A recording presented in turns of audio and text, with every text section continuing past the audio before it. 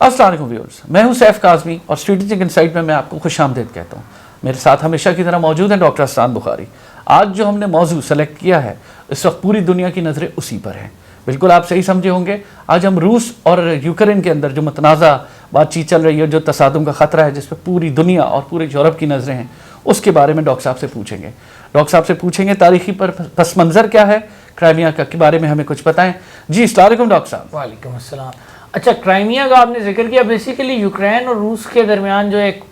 कुछ लोग उसको फ्रेटर्नल तसादुम भी कहते हैं, उसमें क्राइमिया इज़ इम्पॉर्टेंट। क्राइमिया का थोड़ा सा तारीखी पस मंज़र फिर मैं डिस्कस करूँगा। बेसिकली अगर आप नक्शे पर निगाह दौड़ाएं ना, तो क्राइमिया रूस और यूक्रेन के बीच एक इलाका आता है। और अगर हम ये देखें कि ये किसका बनता है, रूस का बनता है, यूक्रेन का बनता है, तारीखी लिहाज से तो क्राइमिया मुसलमानों का इलाका था। इसमें तातारी नस्ल मुसलमान बसते थे और उनकी अपनी एक सल्तनत थी इसमें, जो कि उस्मानी सल्तनत के साथ अलाइड थी। लेकिन 1774 में रूस ने उस्मानी सल्तनत को जंग में शिकस्त दी और क्राइमियन तातारों को भी जंग में शिकस्त दी और उसके बाद कब्जा कर लिया। और उसके बाद एक रूसीफिकेशन की पॉलिसी स्टार्ट की, इधर रूसियों को आबाद किया जाने लगा, जिसके नतीजे में क्राइमियन मुसलमान अपनी मुल्क में अक़लियत बन गए। फिर 1940s में वर्ल्ड वॉर 2 के दौरान रूस के हुक्मरान, सोवियत यूनियन के हुक्मरान, बेसिकली उस वक्त सोवियत यूनियन में यूक्रेन भी शामिल था, रूस भी शामिल था, ये सारे मुल्क सोवियत यूनियन के तहत इकट्ठे थे। तो सोवियत यूनियन के हुक्मरान जोसेफ स्टालिन ने सारे क्राइमियन तातारों को मुल्क बदर कर दिया, मुसलमानों को जो थे, और सिर्फ रूसी उधर रह गए। फिर स्टालिन के वफात के बाद कुछ अरसे बाद कुछ क्राइमियन तातार उधर वापस आए, लेकिन अभी भी वो आबादी के 10% से ज़्यादा नहीं है। और गालिब अक्सरियत ऑलमोस्ट 70% उधर रशियन स्पीकिंग लोग हैं, रशियन लोग रहते हैं। तो अब यहाँ पर यह सवाल पूछा जा सकता है कि फिर आखिर यूक्रेन से क्राइमिया का क्या ताल्लुक है, कि अभी क्राइमिया पर कब्जा तो रूस का है, लेकिन यूक्रेन क्लेम करता है कि ये हमारा इलाका था जिस पर व्लादिमीर पुतिन साहब ने ज़बरदस्ती कब्जा किया। ये तो रीसेंट हालात है ना। हाँ, तो उसका बेसिकली बैकग्राउंड ये है कि जब क्राइमिया 1774 से लेकर 1954 तक रूस के अंडर ही रहा। 1954 में सोवियत यूनियन के हुक्मरान ख्रुश्चेव ने रशिया की एडमिनिस्ट्रेटिव अथॉरिटी से निकालकर क्राइमिया को यूक्रेन में डाल दिया। और उसकी लॉजिक ये दी गई कि इकोनॉमिकली ये ज़्यादा वाइबल अरेंजमेंट है और क्राइमिया नेचुरली जो है जियोग्राफिकली यूक्रेन के साथ, यूक्रेनियन स्टीप के साथ लिंक्ड है। लेकिन लोगों ने उस वक्त भी ये बात कही कि ये तो जी 150-200 साल से पहले किसी को पता नहीं था। असल वजह जो थी वो ये नहीं थी कि कोई इकोनॉमिक लिंकेज, वो तो रूस के साथ भी क्राइमियन पेनिनसुला का था, और अगर यूक्रेनियन स्टीप की बात है तो रशियन स्टीप के साथ भी लिंक्ड है। बेसिकली पॉइंट ये था कि यूक्रेन के अंदर एक नेशनलिस्ट एलिमेंट था। यूक्रेन के अंदर हमेशा से ये दो फोर्सेस थी, एक प्रो रशियन ज़बान बोलने वाले यूक्रेनियंस, इसके अलावा बहुत सारे वो यूक्रेनियन भी जो रशियंस नहीं भी बोलते रशियन ज़बान, यूक्रेनी ज़बान बोलते हैं। अगेन यूक्रेनी और रशियन ज़बान में बहुत ज़्यादा फ़र्क भी नहीं है, लेकिन वो प्रो रशियन है ऑलमोस्ट, यानी कि समझा जाता था कि आधी आबादी तकरीबन इस मुल्क की प्रो रशिया होती है और आधी जो है वो यूक्रेनियन नेशनलिस्ट है। तो सोवियत यूनियन के लिए ज़रूरी था कि यूक्रेनियन नेशनलिज्म को कम किया जाए ताकि यूक्रेन में कोई अलहदगी की तहरीक ना आए। वर्ल्ड वॉर 2 के अंदर भी ये बात सामने आई थी कि जब नाज़ी जर्मनी ने यूक्रेन पर कब्जा किया था, रूस पर हमला किया था एक ऑपरेशन बारबरोसा के तहत, तो उस वक्त भी यूक्रेन के अंदर बहुत सारे यूक्रेनियन नेशनलिस्ट ने नाज़ीज़ का साथ दिया था। और जंग के बाद फिर उनको कर्ब भी किया गया रशियन गवर्नमेंट की तरफ से। तो ये चीज़, इस पर ख्रुश्चेव की भी नज़र थी कि यूक्रेन को इस तरह सोवियत यूनियन में रिवॉर्ड के जरिए शामिल किया जाए कि अब क्राइमिया भी यूक्रेन को दे देते हैं ताकि यूक्रेन हमारे साथ मजीद बाउंड हो जाए, एक यानी कि उनको भी एक नया इलाका मिल जाए, एक ऐसा इलाका इसमें यूक्रेनियन नहीं भी रहते, एज अ गुड फेथ। और बेसिकली उस ज़माने में यूक्रेनियन राइटर्स को, उनको भी बड़ा इनकॉर्पोरेट किया जा रहा था, रशियंस के साथ एक यूनिटी की फ़िज़ा कायम करने की कोशिश थी। डॉक्टर साहब, सवाल इसमें मेरा ये है, क्योंकि अभी रिसेंट चीज़ें हो रही हैं, व्लादिमीर पुतिन साहब या रूस के जो सदर हैं, उन्हें एक बड़ा प्रॉब्लम नेटो से हो रहा है। हाँ, आपको पता है नॉर्थ अटलांटिक ट्रीटी ऑर्गेनाइजेशन है, उसकी एक्सपेंशन हो रही है और यूक्रेन पूरी कोशिश कर रहा है किसी तरह मैं उसका हिस्सा बन जाऊं या मुझे उसकी सपोर्ट मिले। क्या ये इख्तलाफ या इसका भी कोई तारीखी पस मंज़र है? ये सारी चीज़ें ना हम साथ लेकर चलते हैं। एक तो अब क्राइमिया जब यूक्रेन में आया ना, अब ये एक ऐसा इलाका था जो रशियन था लेकिन था यूक्रेन में, और उस वक्त भी रशियंस ने कहा कि ये जो फैसला किया ना सोवियत यूनियन की गवर्नमेंट ने, ये इलीगल फैसला है, गैर आईनी फैसला है। अच्छा, अब हम आगे फास्ट फॉरवर्ड करते हैं, आपके सवाल के जवाब की तरफ आते हैं। 1990 में Russia was losing the cold war, और उस दौर में रशिया कंसेशंस करने पर तैयार था वेस्टर्नर्स को। تو رشیا اس وقت کمزوری کی پوزیشن میں تھا، اور آپ کو پتا وہ برلن وال بھی بنی ہوئی تھی، اور ایسٹ جرمنی تک رشیا کا اثر و رسوخ تھا، اور وارسا پیکٹ کہتے تھے ان تمام کنٹریز کو جن پر روس کا اثر و رسوخ تھا، اور ویسٹ میں اس کو آئرن کرٹن کہا جاتا تھا کہ اس سرحد کے پار وارسا پیکٹ کے کنٹریز جہاں شروع ہوتے ہیں ادھر ایک آئرن کرٹن لگایا ہوا ہے روس نے، اور کوئی بندہ پرندہ پار نہیں مار سکتا، اور روس کا ایک آہنی کنٹرول ہے جس میں Poland, East Germany, Romania, Ukraine, یہ سارے علاقے، یوکرین تو بیسیکلی سوویت یونین کا حصہ تھا، لیکن یہ جو باقی ملک تھے کہنے کو یہ آزاد تھے لیکن عملی طور پر یہ Hungary, Poland, Germany, East Germany وغیرہ سارے وارسا پیکٹ میں تھے، اور یہ رشیا کے بالکل ایک under the thumb of Russia تھے۔ تو جرمنوں کی یہ بہت بڑی خواہش تھی کہ ویسٹ جرمنی اور ایسٹ جرمنی کو ری یونائٹ کیا جائے، لیکن اس کے لیے رشیا راہ میں رکاوٹ تھا۔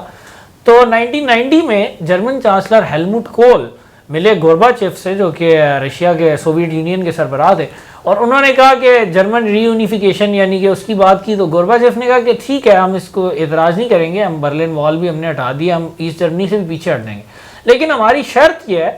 کہ اس کے بدلے آپ ہمیں یہ کمٹمنٹ دیں کہ نیٹو جرمن سرحد سے آگے رشیا کی طرف موو نہیں کرے گا، کیونکہ نیٹو ایک ملٹری الائنس ہے۔ تو رشیا کا یہ ماننا تھا کہ ہماری سیکیورٹی کا راز اس چیز میں ہے کہ اگر نیٹو ہماری سرحدوں سے کافی دور ہی رہے،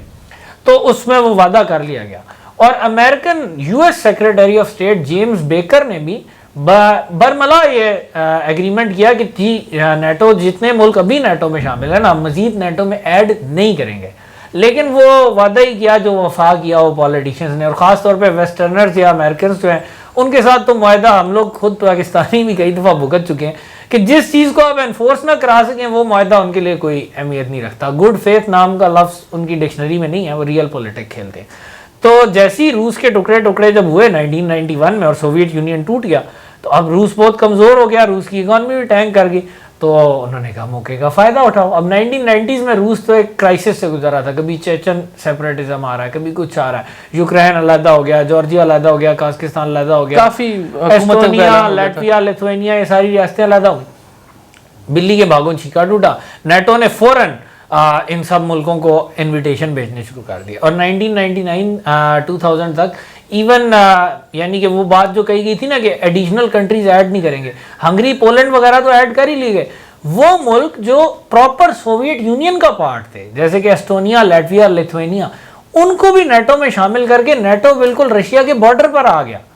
لیکن رشیا اب کچھ کر نہیں سکتا تھا نا، کمزور تھا، لیکن رشیا کو ولادیمیر پوٹن کی جب لیڈرشپ ملی تو رشیا ایک دوبارہ اس کی ریسرجنس شروع ہوئی۔ جب اس کی ریسرجنس شروع ہوئی تو اب جہاں تک نیٹو آ گیا تھا وہاں سے تو پیچھے ہٹانا ان کے بس کی بات نہیں تھی، لیکن اب پوٹن نے ایک تو انہوں نے یہ بات کہی کہ دیکھیں ہمارے ساتھ جھوٹ بولا گیا، ہمیں دھوکہ دیا گیا، اور انہوں نے کہا کہ اب مزید بس دھوکے بازی نہیں چلے گی، اور یوکرین میں نیٹو کو نہیں آنا چاہیے کیونکہ Ukraine is very much essential for our security, کہ اس میں نیٹو نہ آئے، وہ ایک نیوٹرل رہے یا پرو رشین رہے، یہ ان کا خیال تھا۔ تو یہ بیسیکلی پرابلم ہے، اور جو یوکرین میں یوکرینین نیشنلسٹ ہیں وہ آف کورس یہ چاہتے ہیں کہ وہ نیٹو کا پارٹ بنے، کیونکہ انہیں بھی پتا کہ اگر نیٹو ان کو فل سپورٹ نہیں کرتا یا یورپ ان کو سپورٹ نہیں کرتا تو ان کے ملک پر روس کا غلبہ رہے گا، کیونکہ روس ایک بڑی پاور ہے، روس نیبر بھی ہے یوکرین کا، اور یوکرین کے اندر ایک بہت بڑی آبادی جو ہے وہ پرو رشین بھی ہے، رشین زبان بولنے والے بھی ادھر بہت ہیں، خاص طور پہ یوکرین کے ایسٹرن پارٹس میں۔ ڈاکٹر صاحب ایک سوال اور ہے میرا کہ یوکرین جب آزاد ہو گیا اور اس نے یو ایس ایس آر سے اپنے آپ کو علیحدہ کر لیا اور رشیا وہاں بن گیا تھا، تو کون سی پولیٹیکل پاور نے سب سے پہلے اس پہ حکومت کی اور وہ کون لوگ؟ سب سے پہلے تو یوکرینین نیشنلسٹ کا پلہ کچھ عرصہ بھاری رہا ہے نا، لیکن رشیا نے اس کو ٹالریٹ کیا سٹارٹ میں۔ پھر اس کے بعد یہ ہوا کہ پرو رشین جو لیڈرز یا پارٹیز تھے انہوں نے بھی مقبولیت حاصل کرنا شروع کر دی۔ یوکرین ایک ڈیموکریٹک ریاست کے طور پر آیا تھا تو ان کے درمیان بڑا سخت الیکٹورل مقابلہ ہوتا تھا۔ جیسے 2004 میں ایک ایونٹ ہوا جس کو آرنج ریولوشن کہتے ہیں۔ ایونٹ یہ تھا کہ جو ایک پولیٹیشین تھے ینوکووچ واز پرو رشین، اور ڈکلیئر کیا گیا کہ الیکشن ینوکووچ جیت کے اپنے رائیول یوشمینکو کے خلاف۔ اب یوشمینکو واز پرو ویسٹ، تو اس پر بڑے پروٹیسٹ شروع ہو گئے کہ جی یہ الیکشن دھاندلی زدہ اور یہ غلط الیکشن ہے۔ تو پروٹیسٹ کے نتیجے میں ینوکووچ بھی مان گئے اور رشیا نے بھی کوئی مداخلت نہیں کی ینوکووچ کے حق میں، اور کورٹ نے فیصلہ دیا کہ اس الیکشن کو دوبارہ کرایا جائے، یہ فیئر الیکشن نہیں ہوا۔ 2004 کی بات ہے، الیکشن دوبارہ ہوا اور یوشمینکو کو 52% ووٹ ملے اور ینوکووچ کو 45%، مطلب وہ پرو ویسٹ والے یوشمینکو جیت گئے، لیکن کوئی اس وقت بھی ولادیمیر پوٹن ہی تھے روس میں، کوئی روس نے حملہ نہیں کیا، کوئی فوج نہیں، انہوں نے کہا ٹھیک ہے ہم یوشمینکو کے ساتھ چلیں گے۔ یوکرین اور روس کا بہت زیادہ آپس میں ٹریڈ اور جو ہے وہ ایون ورکرز کا لنکیج بہت سارے یوکرینی روس میں کام کرتے تھے, ابھی بھی کرتے ہیں, انہوں نے کسی چیز کو روکا نہیں, کیونکہ رشینز کا پوائنٹ ہی ہے, رشینز کہتے ہیں کہ یوکرینینز آر رشینز, کہتے ہیں یوکرینی اور رشین بالکل بھائی بھائی ہیں اور ہم ایک ہی قوم ہے, پیچھے سے ہم ہیں یوکرینینز ہیں, بیلاروس ہے, ہم ایک ہی قوم ہے. تو ان کا ماننا یہ ہے کہ یوکرین کے ساتھ ہمارے بالکل ایسی برادرانہ تعلقات ہونے چاہیے اور اس کو ہمارے ساتھ بھائیوں کی طرح رہنا چاہیے, اور اس میں پھر ان کا یہ بھی مقصد ہے کہ بھائی بھائی بن کے پھر ویسٹ کے خلاف بھی کھڑا ہونا چاہیے. اب یوشمینکو لیکن ایک بہت فیلڈ حکمران ثابت ہوئے, جو یوکرین کے اندر سخت بد انتظامی ان کے دور میں پھیل گئی, اور اگلے الیکشن میں وہ بندہ جس کو 52% ووٹ ملے تھے اسے ٹوٹل 5% ووٹ ملے, اس برے طریقے سے وہ ہارا, اور جیتا کون؟ وہ یانوکووچ, جو کہ پرو رشین تھے, وہ جیت گئے. اب یانوکووچ نے گورنمنٹ شروع کی. 2013 میں دوسرا کرائسس آ گیا. اب مسلسل نہ ویسٹ کی طرف سے کوشش یہ تھی کہ کسی طرح یانوکووچ کو ہٹوایا جائے, کیونکہ وہ نہیں چاہتے تھے کہ یوکرین رشین آربٹ میں جائے, وہ چاہتے تھے کہ یوکرین ویسٹرن آربٹ میں جائے. 2013 نومبر میں ایک واٹر شیڈ موومنٹ یہ آئی کہ یانوکووچ کے سامنے دو آپشن ہے, ایک EU کے ساتھ اگریمنٹ اور معاہدے کا آپشن, اور ایک رشیا کے ساتھ, اور انہوں نے EU والا پچ کو ریجیکٹ کر دیا, انہوں نے کہا ویل گو وتھ رشیا. تو جو یوکرینین نیشنلسٹ ایلیمنٹ تھا نا, اس نے بہت شدید پروٹیسٹ شروع کر دی, اور ان پروٹیسٹ کو بہت زیادہ سپورٹ ملی from the West and from the United States, کیونکہ ان کے ایک تو ان کا ایم یہ ہے کہ یوکرین فل پرو ویسٹ ہو جائے, لیکن اگر وہ پرو ویسٹ نہ بھی ہو تو وہ چاہتے ہیں بے شک پرو ویسٹ نہ ہو لیکن ایٹ لیسٹ پرو رشیا نہ ہو, بے شک یوکرین میں کوئی سول وار یا خانہ جنگی بھی آ جائے, یوکرین کا کباڑا بے شک ہو جائے, لیکن بڑی پاور کی امریکہ کی گیموں میں اگر وہ امریکہ کو فائدہ دے تو اس میں پھر اچھی بات ہے ان کے لیے. تو انہوں نے اس طرح ان پروٹیسٹ کو سپورٹ بھی کیا. نتیجہ دن فیبرری میں پروٹیسٹ اتنے شدید ہو گئے کہ یانوکووچ کو بھاگنا پڑا, and he fled to Russia. جب وہ بھاگ گئے تو یوکرینین نیشنلسٹ گورنمنٹ پر قابض ہو گئے. اب اس بات کو رشیا نے بہت مائنڈ کیا, انہوں نے کہا دیکھیں یہ کوئی لیگل طریقہ نہیں ہے, یہ تو ایک کو ہے, یہ ویسٹ کی اسپانسرڈ کی ہوئی کو ہے. باتیں وہ کرتے ہیں ڈیموکریسی کی, ڈیموکریٹکلی الیکٹڈ پریزیڈنٹ جس کی پارٹی نے پارلیمنٹری الیکشن میں بھی سب سے زیادہ سیٹیں لی ہیں 2012 میں, اس کو آپ نے اس طرح فساد کر کے اور اس طرح یہ سو کالڈ ریولوشن کر کے, ان کو یورو میڈن پروٹیسٹ کا نام دیا گیا تھا, اس طریقے سے آپ نے اسے نکال دیا, اور اب آپ جو ہے وہ یوکرین پر ایک فاشسٹ گورنمنٹ لانا چاہ رہے ہیں. اور اس سلسلے میں پھر رشیا نے کہا کہ یہ جو کرائمیا ہے نا, اس میں تو رہتے بھی روسی ہیں, اور یہ تو ہمارا علاقہ تھا, اور یہ تو سوویت یونین نے انلیگلی ٹرانسفر کیا تھا یوکرین کو, تو انہوں نے پھر کرائمیا پر قبضہ کر لیا. ڈاکٹر صاحب, ہاں یہی میں پوچھنا چاہ رہا تھا کہ 2014 میں ایک چھوٹی موٹی جھڑپ ہوئی تھی اور کچھ کرائمین میں روسی فوجی, بیسیکلی جھڑپ کیا, وہ تو پھر جنگ شروع ہوگی نا, اس پر میں آتا ہوں. پہلے تو کرائمیا پر روس نے قبضہ کر لیا. اب کرائمیا میں رشین آبادی تھی, یوکرینینز تو بہت تھوڑے تھے, تو وہ تو بڑا سموتھلی ہو گیا. مارچ 2014 میں, فیبرری میں یانوکووچ رخصت ہوئے, مارچ 2014 میں ایک ریفرینڈم کروایا گیا, اس میں روسیوں نے روس کے حق میں ووٹ دیے اور کرائمیا کو پوٹن نے شامل کر لیا. ویسٹرن دنیا نے پوٹن پر سینکشنز لگائیں کہ آپ نے یوکرین کا علاقہ فتح کر لیا, پوٹن نے اس کی کوئی پرواہ نہیں کی. اپریل 2014 میں اگلا فیز کھول گیا, جو ایسٹرن یوکرین ہے نا, وہ علاقہ زیادہ پرو رشیا, یہاں خانہ جنگی شروع ہوئی تھی ڈاکٹر صاحب, یہاں پر سول وار شروع ہوگی, خاص طور پہ اس علاقے میں جس کو ڈون باس کہا جاتا ہے, اس میں ڈونیٹسک اور لوہانسک کے دو صوبوں میں سیپریٹزم آ گیا. انہوں نے کہا آپ نے لیگلی الیکٹڈ پریزیڈنٹ ہٹایا, آپ زبردستی رشین لینگویج کو کرب کر رہے ہیں, آپ زبردستی ہمیں رشیا سے توڑنا چاہ رہے ہیں جبکہ ہم پرو رشین ہیں. تو انہوں نے ایک اپنی آزادی کا اعلان کر دیا یوکرین سے, اور یوکرینی فوج کی حالت بہت پتھیٹک تھی کرپشن کی وجہ سے, اور کوئی اس کی اچھی ٹریننگ بھی نہیں تھی. تو یوکرینی فوج جب میدان میں اتری تو وہ بہت اچھا پرفارم نہیں کر سکی, اور جو سیپریٹسٹ تھے ان کو روس کی سپورٹ بھی حاصل نہیں. روس نے یہ چیز ڈینائی کی, روس نے یہ بات نہیں مانی کہ ہم نے سپورٹ دیا, لیکن اٹ از اے فیکٹ کہ رشیا کی فل سپورٹ یوکرینین سیپریٹسٹ کو اس لڑائی میں, ڈون باس کی لڑائی میں حاصل رہی. اور ایک اندازہ جو لگایا جاتا ہے ویسٹرنرز کی طرف سے وہ یہ تھا کہ 42,000 فوج سیپریٹسٹ کی اور 8-9 ہزار روسی ڈائریکٹلی بھی اس میں حصہ لے رہے تھے. ڈاکٹر صاحب, اس جنگ کے کچھ واقعات اور کیا یہ کس ریکارڈ پہ جا کے پہنچائی یا کوئی بات چیت ہوئی؟ ہاں, اب جنگ میں یہ ہوا کہ ان علاقوں میں نا یوکرینین فوج کو کامیابیاں نہیں ملی, لیکن وہ پریس کرتے رہے, وہ ویسٹ سے مدد کی بھی درخواست کرتے رہے. ویسٹ نے کافی حد تک ان کے ساتھ وہ سلوک کیا جو وہ شیطان کے بارے میں کہا جاتا ہے نا, کہ بندے کو بہکا کے پھر اس کے بعد علیحدہ ہو جاتا ہے. تو ویسٹ کی طرف سے یوکرین کو اس طرح کی سپورٹ نہیں ملی جس طرح کی یوکرینین سیپریٹسٹ کو رشیا کی طرف سے ملی. تو نتیجہ سیپریٹسٹ کا پلہ کچھ بھاری رہا, لیکن جو رشیا کی شرائط تھی نا ان کو یوکرینینز مان نہیں رہے تھے. ان کا خیال تھا ہم پھر بھی اس کو قابو کر سکتے ہیں. جو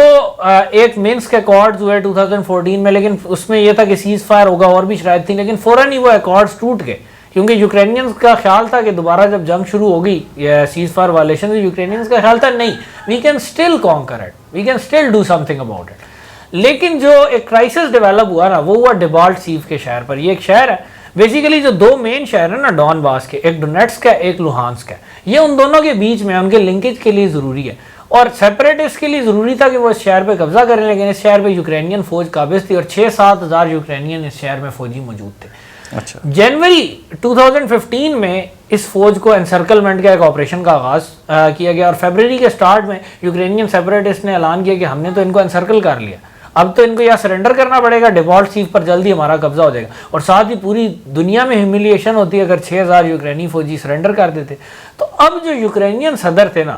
ان کے سامنے سچویشن بہت خراب ہوگی, اور انہوں نے اب وہ پھر راضی ہوئے, انہوں نے کہا چلیں جی ٹھیک ہے معاہدہ کر لیتے ہیں. تو منسک 2 کے نام سے معاہدہ ہوا, منسک 2 ایکارڈز, فیبرری 2015 میں. اب یوکرینین فوج انسرکل تھی تو 15 فروری 2015 کو اس پر سائن ہوئے, اور اس کے بعد پھر 20 فروری 2015 کو مطلب ان کو شہر سے باہر نکلنے دیا گیا, ان کو جنگی قیدی نہیں بنایا گیا, اور ڈیبالٹ سیو سے جو یوکرینین فوجی تھے وہ نکل گئے اور ڈیبالٹ سیو پر سیپریٹسٹ کا قبضہ ہو گیا. اور یہ جو منسک ایکارڈز ہیں نا ان کی جو شرائط تھی وہ یہ تھی کہ سیز فائر ہوگا, ہیوی ویپنز دونوں سائڈ ہٹا لیں گی, اور سیز فائر مانیٹر کیا جائے گا نیوٹرل ایلیمنٹس کی طرف سے. اور جو سب سے اہم شرط تھی وہ یہ تھی کہ یوکرین کے آئین کو اثر نو لکھا جائے گا, اور اس آئین میں یہ جو علاقے ہیں ڈون باس والے ان کو اسپیشل سٹیٹس یا خود مختاری دی جائے گی. جیسے کشمیر کو ہندوستان میں ایک اسپیشل سٹیٹس دیا تھا نا نہرو گورنمنٹ نے آکوپائڈ کشمیر کو, اور وہ اسپیشل سٹیٹس ہٹایا تو ابھی اس پہ مسئلہ کافی بنا. اسی طرح ایک بالکل اسپیشل سٹیٹس دیا جائے گا, وہ اپنی پولیس فورس بھی رکھ سکیں گے, اور جب اسپیشل سٹیٹس مل جائے گا نا اور پولیس اور جوڈیشری اور ہر قسم کی اٹانومی ڈون باس کو مل جائے گی, اس کے بعد پھر یوکرین کی ریٹ ان پر واپس یعنی کہ وہ ایکسیپٹ کر لیں گے سیپریٹسٹ ود اسپیشل سٹیٹس, اور اس طرح ایک امن ہو جائے گا. ڈاکٹر صاحب یوکرین کے بارے میں ایک آن دا لائٹر نوٹ, ہمارے ایک رشتہ دار ہیں, ان کی مسز جو ہیں وہ یوکرین سے تعلق رکھتی ہیں اور وہ ایسٹرن یوکرین سے تعلق رکھتی ہیں. آن دا لائٹر نوٹ ہم نے ان سے پوچھا تھا تو انہوں نے ایک بات کی کہ we share the same language, we share the same religion, we share the same culture, they are very pro Russians. کیا یہ بات ٹھیک ہے, وہ رشیا کو بڑا سپورٹ کرتے ہیں؟ جو یوکرینین نیشنلسٹ ہیں نا, جو رشیا کے ویسٹرن پارٹس میں جن کی اکثریت ہے, یوکرین کے ویسٹرن پارٹس میں جن کی اکثریت ہے, they are not, they don't like Russia, that means they are anti Russia. لیکن جو ایسٹرن یوکرین میں نا خاص طور پہ رشین سپیکنگ تو ہیں ہی ہیں, اس کے علاوہ بہت سارے یوکرینینز بھی دے آر پرو رشیا. ان کا یہی ماننا ہے, وہ گریٹر رشیا کی فلسفی میں یقین رکھتے ہیں. اور یہ چیز پیوٹن نے ایک بڑا ڈیٹیلڈ مضمون خود لکھا تھا جولائی 2021 میں, اور اس میں اس نے یہ بات کی تھی کہ رشین, یوکرینین اور بیلاروس یہ ایک ہی قوم ہے, ہم ایک ہی ہیں, ہمارا مذہب بھی ایک ہے, ہم آرتھوڈاکس کرسچن ہیں, ہماری زبان بھی ایک ہے, ہماری ہسٹری بھی ایک ہے. تو وہ جن خاتون کی آپ بات کریں نا وہ اس کیمپ سے بلانگ کرتی ہیں, اور یہ کیمپ ہے. اب ینوکووچ الیکشن جیتا ہے نا 50% سے زیادہ ووٹ لے کر, پرو رشین ووٹ پر جیتا ہے, تو مطلب آدھا ہے نا کسی حد تک. اور یہی تو اصل فالٹ لائن ہے جس کو ایکسپلائٹ کر رہے ہیں یونائٹڈ اسٹیٹس اور ویسٹ وغیرہ, کہ یوکرین کو روس کے خلاف یوز کیا جائے, جبکہ رشیا چاہتا ہے کہ یوکرینین نیشنلسٹ ایلیمنٹ کو کرب کر کے یوکرین کو ایک طرح پریکٹیکلی رشین کیمپ میں دوبارہ شامل کیا جائے. اس ساری گیم میں یوکرین میں اس تصادم میں ایسی آگ بڑھ گیا کہ 7-8 سال سے وہ ملک جو ہے وہ خانہ جنگی کا شکار بھی ہے. اور اس کے علاوہ جب سے وہ سوویت یونین سے علیحدہ ہوا, یہ بات بھی پیوٹن نے لکھی, انہوں نے کہا جی جب تک یوکرین سوویت یونین میں تھا ادھر ورلڈ لیڈنگ انڈسٹریل پلانٹس تھے, اس کی آپ اکانومی دیکھیں, اب آپ دیکھیں کیا حالات ہیں, کیا ملا ہے یوکرین کو ویسٹ کے ساتھ جا کر. پیوٹن تو سوال کرتے ہیں, سوال ہے بھی جینوئن, کہ مکمل طور پر ایک تباہی اور بربادی ہوگی اس ملک کی اکانومی کی, اس ملک کے لوگوں کی, ویسٹ کی بتائی ہوئی پٹیوں پر چلنے کی. جبکہ رشیا کے ساتھ, جس کے ساتھ ان کا نیچرل لنکیج بھی تھا, جب تک وہ اس کے ساتھ چل رہے تھے تب تک ان کی اکانومی اور ان کی سوسائٹی بہتر راستوں پر گامزندگی کو, بہت زیادہ آئیڈیل تو نہیں تھا لیکن again it was much better. تو وہ چیز ہے کہ جو ابھی مسئلہ چل رہا ہے نا ابھی بھی, اب رشینز کہتے ہیں کہ جی منسک کے معاہدے میں آپ مانے تھے نا یہ بات کہ کانسٹیٹیوشنلی اسپیشل سٹیٹس دیا جائے گا, آپ کیوں نہیں دیتے؟ وہ 6 سال ہو گئے ہیں وہ نہیں دے رہے. اور یہ کرائسس کی جڑ اصل اسی میں ہے, اسی فالٹ لائن میں, کہ ویسٹ جو ہے وہ یوکرینین نیشنلسٹ کو پمپ کرتا ہے کہ ہم تمہارے ساتھ ہیں, تم کھڑے رہو رشیا کے خلاف, اور رشیا اپنے لوگوں کو پمپ کرتا ہے کہ نہیں یہ پورے یوکرین کا بیڑا غرق کر رہے ہیں اس طرح, تو آپ ہمارے ساتھ چلیں تاکہ ہم یوکرین اور رشیا مل کر ترقی کی منازل طے کر سکیں. دیٹ از دا رب. بیسیکلی وہ آئیڈینٹی والا مسئلہ ہے نا, کہ یوکرینین آئیڈینٹی پر منوپلی کس کی ہو, یوکرینین نیشنلسٹ کی جو یورپ کے ساتھ جانا چاہتا ہے, یا پھر رشین نیشنلسٹ کی جو یوکرین کو ایز اے روسی فائڈ پارٹ, یعنی وہ ایون اس بات کو بھی کہہ لیں نا یوکرین انڈیپینڈنٹ بھی رہے, کہتے ہیں انڈیپینڈنٹ رہ کر بھی رشیا کے ساتھ لنکڈ رہے. جیسے کہ بیلاروس ہے نا, اب بیلاروس اور رشیا کے درمیان ایک لنکیج موجود ہے, اس کو سپرا نیشنل یا یونیفائڈ اسٹیٹ کہا جاتا ہے. बेलारूस और रशिया को, और उनकी बहुत कोलैबोरेशन है। तो ये जो लोग हैं ना ईस्टर्न यूक्रेन में प्रो रशियन और प्यूटन वगैरह, ये चाहते हैं कि यूक्रेन के साथ भी ऐसा है कि इत्तेहाद हो जाए, लेकिन अमेरिका ऑफ कोर्स ये बिल्कुल भी नहीं चाहता। यहाँ पर फिर तसादम आ गया, और चूंकि गवर्नमेंट अपनी कमज़ोर थी और लोगों में यूनिटी नहीं थी, तो उस तरह इस मुल्क के टुकड़े टुकड़े भी हो रहे हैं और इस मुल्क में खून भी बह रहा है, उसकी इकॉनमी भी सही तबाह हो रही है। और इस हिस्ट्री से हम पाकिस्तानी भी सबक ले सकते हैं कि खुदारा यूनिटी को नंबर 1 रखिए, वरना आप बड़ी पावर्स के हाथ में खिलौना बन जाएंगे और आप एक दूसरे के गले काट काट कर ही मार देंगे। शुक्रिया डॉक्टर साहब, बहुत तफसीली और बड़ा ज़बरदस्त आपने तारीखी पस मंज़र भी बताया और ये वजह बताई कि जंग के बादल क्यों मंडला रहे हैं। नाजरीन, अगले एपिसोड में इंशाअल्लाह ताला हम ये डिस्कस करेंगे कि क्या रूस और यूक्रेन में जंग हो सकती है, करंट सिचुएशन में क्या हालात हैं, अमेरिका बहादुर किसको किसके इशारे पे चला रहा है। देखते रहें स्ट्रेटेजिक इनसाइट। Thank you.